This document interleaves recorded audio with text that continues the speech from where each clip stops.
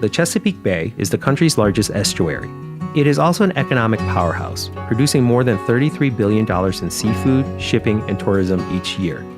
But the watershed is also flanked by heavy polluters, factories, water treatment plants, and big farms. But agricultural pollution isn't the only problem.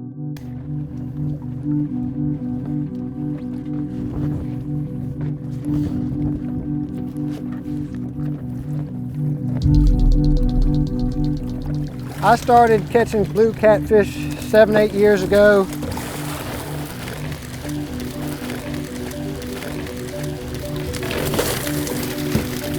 They reproduce extremely fast. They grow enormous. Their original plan was to eradicate them, which that's not going to happen. They actually can tolerate way more salinity than originally thought. First line out, see what it does. We're about to find out how many catfish are really down there because we just set this line like an hour ago, and we're gonna pull it just because I'm really curious. Yes! Holy crap! Look at this thing!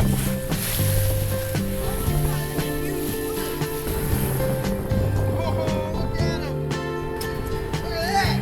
Good work! That's a huge blue. Blue catfish, they eat crazy amounts. The ecosystem, rockfish, and blue crabs. We've seen that. You know, I've been out there with their scientists. They're eating crabs are having an impact. If you don't believe in the research, countless amounts of fishermen, you could go and ask them. They've been working the bay for 60 years. I was always a little skeptical too of how many blue cats are there. Now I'm getting calls from guys, he had 37,000 pounds of blue catfish in one day. I just kind of took a step back and I lost faith in the other species. I mean, how many crabs does it take to feed 37,000 pounds of blue catfish? And that's just one fisherman. How are we going to stop this and how are we going to fix this?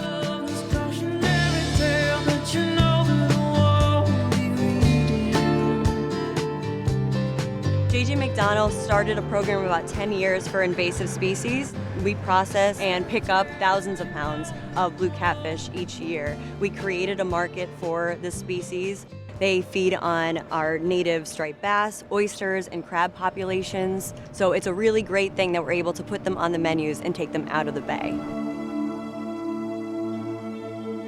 A lot of people in the region are incredibly disconnected from the people who make a living on the water, the environment, the different things that affect the environment.